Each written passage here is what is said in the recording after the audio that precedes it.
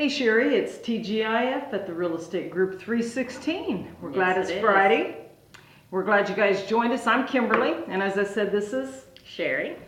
one of our business partners, and we're so glad you joined us. And yes, we are excited. It is Friday. It's been a long week, a good week, successful week.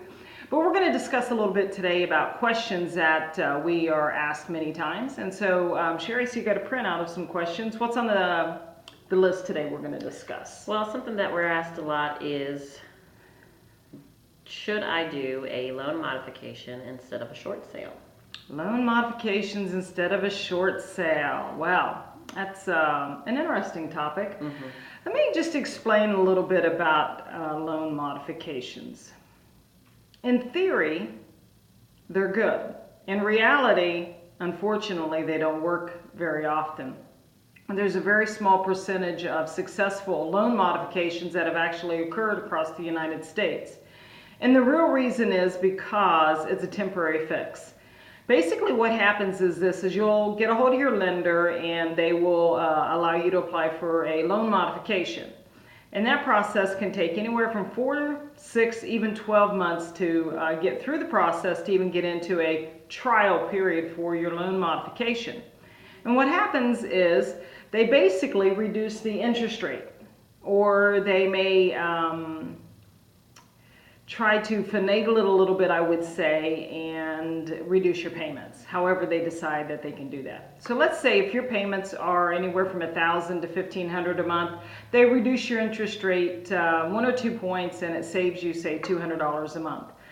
And maybe they'll give that to you for 4 years. What they do actually is this. It's not a permanent loan modification. What they do is they take that difference of money that they normally would be able to collect each month, they take that and they tack it on to the end of the loan. And really what ends up happening is you end up owing more, and you now have, instead of a 30-year, a lot of times you end up with a 40-year mortgage on a house that you still are upside down on. So what happens with people is that if they do get into a trial modification on their loan, is that they go through that for about 4 months, and many times what we see is that the loan modification isn't enough to keep them out of financial distress, and they end up being a short sale anyways. So if you want some more information about loan modifications, just contact us. We'll be glad to send you some more information. There's actually a link that we have that can give you some more detailed statistics, but we'd be glad to help you with that. So, and like I said, because they're not reducing the principal on the mortgages, the loan modifications are just not working. It's really not designed to be a fix. It's really, unfortunately, it's in the bank's favor because they end up tacking on the end of the loan. You end up paying more interest in the long run. You end up with a 40-year mortgage. Sheri, what's next?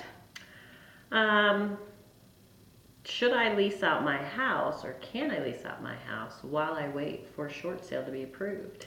Oh, okay. So this person, what they must have done is they must have already moved out of the house and it's vacant, and now they want to know, can I lease it or can I rent it while we try to work on a short sale?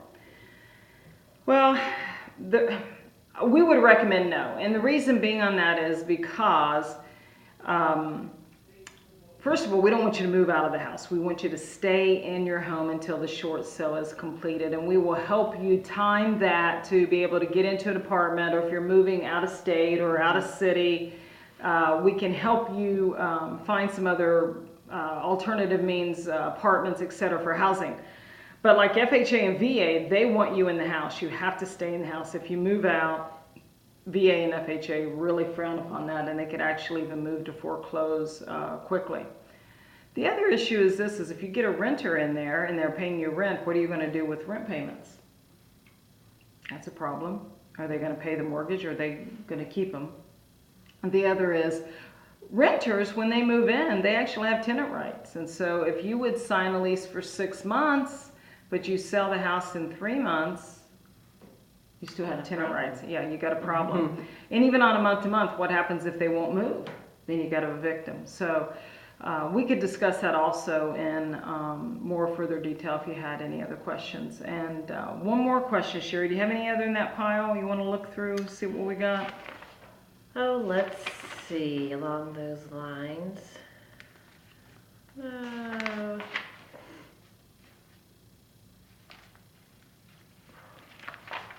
I just here's one. Let's just review this one again. We touched on this last week, but why should I not just let my lender foreclose on the house?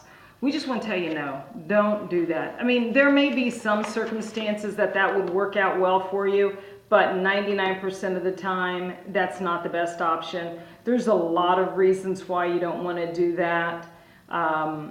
A lot of reasons. One could be a deficiency, one could be your credit, another could be your security clearance for a job that you may have now or in the future. Foreclosure is forever, and short sale is just a much easier way to go. I would strongly recommend do not do a foreclosure, to go ahead and do a short sale. Like I said, we did discuss that last week. Once again, it is Friday, and it's our TGIF series here, and we thank you for stopping by and joining us today. We are the Real Estate Group 316. We encourage you to have a great day. If you have any other questions, please contact us. I believe there's a link below on our website, below this video, that you can fill out, and it'll contact us, and we'll be in touch with you within the 24 hours of your contact. Thanks a lot for stopping by. Have a good day. Bye-bye. Bye.